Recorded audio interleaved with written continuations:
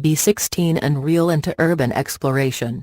Live in small-town Mississippi backwoods. Find out about abandoned farmhouse 20 miles out of town. Apparently the family that lived there were Satanists, so I figure it'd be a fun explore. Head there with friends. It's me, Johnny, Jimmy, Tim, Mark, and Matt. At the time I was 260 pounds with some muscle. Friends all lift though. So we get to the house and go in, and immediately my head starts to hurt. Figure whatever, I get headaches a lot, no worries.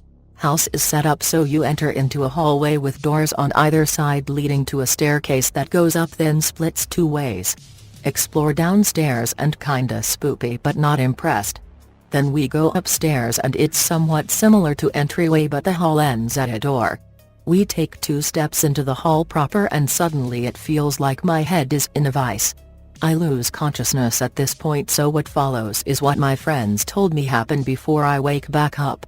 So I pass out at the back of group and my friends hear me hit the floor. Johnny runs over and starts trying to wake me. According to him, my eyes snap open and I grab him by the throat while saying, and I quote, "You need to leave now," while slowly standing up, eventually lifting him off the floor. Now something to note is at the time he was an inch shorter than me but was a brick wall of muscle.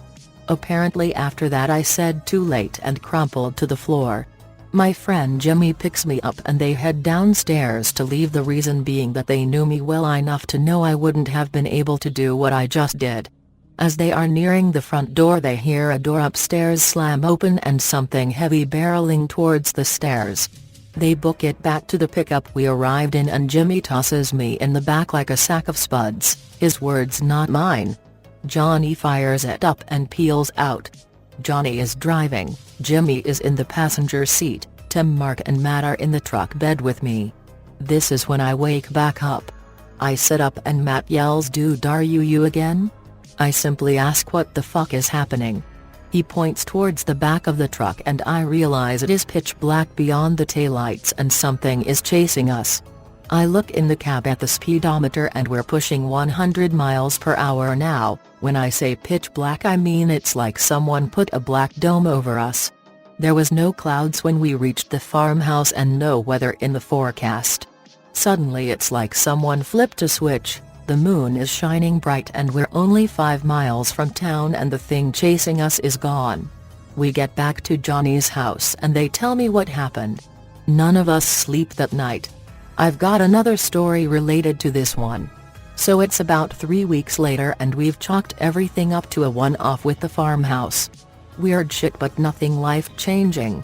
Now I wish we had gone to a priest. So we're sitting around bored cause summer. So Johnny says, "Hey, let's go camping at this clearing he found." We agree and get everything together and head into the woods behind his house. Great thing about his house is there's no one for miles behind it.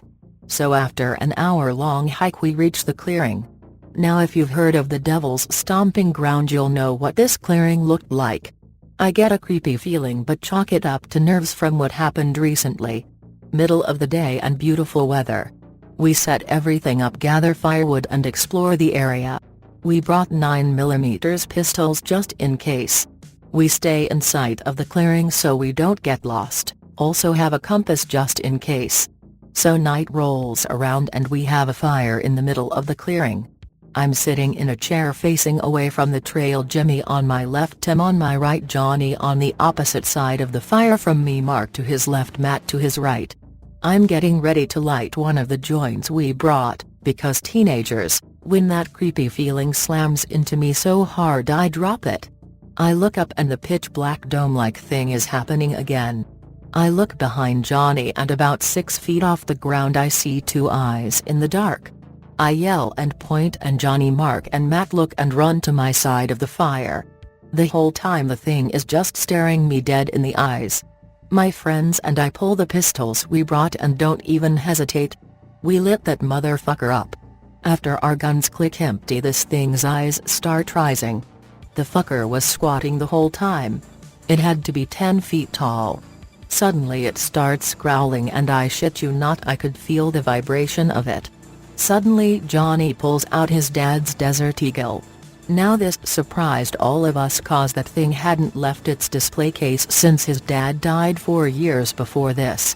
It was covered in religious symbols cause his dad was a hardcore Christian. Johnny told me later that he started carrying it cause of the farmhouse incident. He takes aim between the thing's eyes and fires until empty. The thing just looks each of us in the eyes and I could feel how pissed it was, then it just vanishes and suddenly the moon is back and the crickets are chirping. Johnny was in tears. He told us that he could hear his dad telling him to keep firing. That was the only time I had ever seen Johnny cry. We didn't sleep that night, but you bet your ass we smoked every joint we brought and had fresh clips in the guns. We didn't go camping again until the end of summer. Thankfully that was uneventful.